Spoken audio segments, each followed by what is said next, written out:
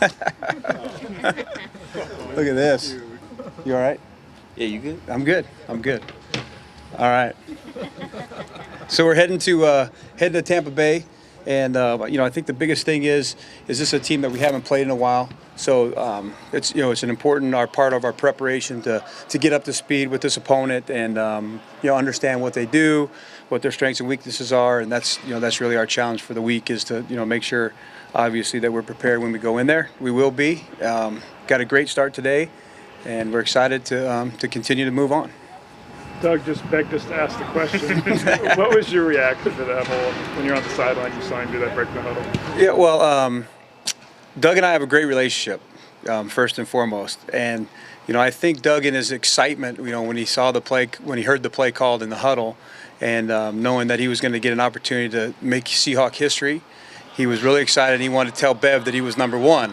And he just messed up, a little bit there. And, if I could inspire him to make that perfect pass, then I'll go ahead and take it. So.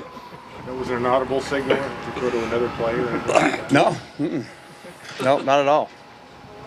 We haven't obviously seen a lot of Alex in games, but Pete was talking about the growth he's seen in practice. What have you seen Alex build so far, knowing he's probably going to play more this year? Yeah, it made a lot of progress in practice. We kind of had a feel for him, what he was doing in the training camp, and then a little bit early in some of the preseason games and that kind of thing. But he's really made a big jump in practice. His tempo's picked up, his understanding's picked up, his pace, his reads, his speed to the hole, like all those things have really picked up and improved. And I think he deserves a shot with the work that he's been doing to be able to get in there. And I think fortunately for him, unfortunately for others, he's going to get an opportunity because we have injuries, and he'll probably get that opportunity now. What were your impressions of Thomas Rawls just on film getting back in the mix? Yeah, it's awesome to have him out there. I mean, the biggest thing is just the tenacity and the ferocity and the collisions and the things that he brings. He just he brings that style that that you kind of think of when you think of the Seattle Seahawks run game, and he was able to get us going. It lifts everybody's spirits. We've kind of had those conversations before about it. I mean, the offensive line loves it, the sideline loves it, the defense loves it, and he just is able to bring that energy with the style that he brings, and it's an important part of what we need and who we want to be. How can George Farmer help you right now? Well, he's a very skilled athlete. He's got great speed. He's got he has great hands. He's got a good understanding of what we're trying to do. We've moved him around enough here with the Seattle Seahawks to know quite a bit about him. He has running back in his background. That's where he started at USC. So it'll be a pretty seamless transition. He already has played a bunch of scout team for us. He's been in all of our meeting rooms. He's been in the running back meeting room. He's been in the receiver meeting room. So he has a good understanding of what we're asking him to do. So I think he'll be able to make an easy transition and a quick one. Can he be your third down back right off the bat? Yeah, it remains to be seen, Greg. We have to see. The protection thing is obviously a big area for him, and he's made great strides in that. And he has the athletic ability to do all the same things that CJ can do, but it's an important part of it to be able to stand in there and protect. I have an understanding of it, but then physically be able to do it as well. He's shown us that we're not scared to put him in there, so he's shown us that he can do it. But until we get into the into the heat of the moment, he'll get those opportunities to make that known to us. When he moved to running back in camp, it kind of seemed like a injury-inspired move, but it looked like he took to it really quickly. Were you guys surprised how well he made that transition? I don't think, John, we were surprised, because he, like I said, he's played it in his background. I mean, Coach has really kind of kept this guy with us for a long time, and he loves the athlete that he is. He loves the speed, the hands, all those things, and he's done it before, so it's not foreign to him to put him back there, and he's learning everything. I mean, he knows how to take a handoff, he knows how to run routes, he knows how to read it. He's had those protections that we were just talking about before, so we think that transition will be seamless, kind of like you were able to see.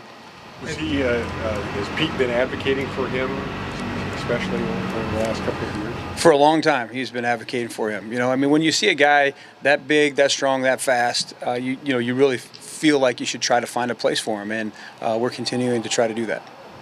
Have you ever seen or coached a quarterback who's able to consistently throw the ball accurately at those weird arm angles that Russell keeps showing week in and week out? Actually, I have. Yes. Favre was quite adept at doing that as well. And all those different angles, but it's it's a special talent to be able to do that, and to have your feet in different. That was the greatest thing that I always thought that Favre did was he didn't have to have his feet exactly right to be able to make those throws. He had a special enough arm that he could do it from from any platform, from any foot angle. I mean, he could be laying on the ground and still make the throw. And Russell has that that similar ability. I mean, he doesn't have to have his feet set perfect to be able to make those accurate throws.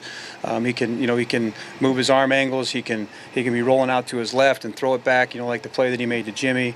A really nice play there. So, but yeah, kind of similar to that. How much does that help him when facing pressure, whether it be actually rolling out or we saw, I think, one of the throws he had done where he stepped up in the pocket on the run and kind of... Yeah, we're not the Major League Baseball, so our quarterbacks are not pitchers. They don't get to stand on the mound and everything is perfect for them. So they're not going to have their feet under them all the time. They got to make they've got to make all different types of throws. They have to they have to throw out of a silo sometimes. They have to move and find room. They have to scramble and get out of the pocket. So all those throws that they're able to make, I mean, it's a huge part of the game if they're able to do that. Not all quarterbacks can, and but it's a huge part, and it's a huge plus for an offense if you're able to do something like that. What kind of step did you see from the run game in totality last week? Better, a lot. I mean, obviously the numbers show it, but that's not just really what we're looking at. We had opportunities. We were able to continue to call some of those runs. We were reading them well. We were blocking them well. Thomas was able to break out a couple times. I mean, obviously the second run that CJ had was spectacular to hit whatever it was, 72-yard touchdown. So it's coming along. It's moving in the right direction, but it's a weekly thing. You have to continue to be determined to do it. You have to you have to have that belief that it's going to continue to get better, and you have to continue to call runs to give yourself that chance. Anything else? Thanks, Coach. All right, thanks.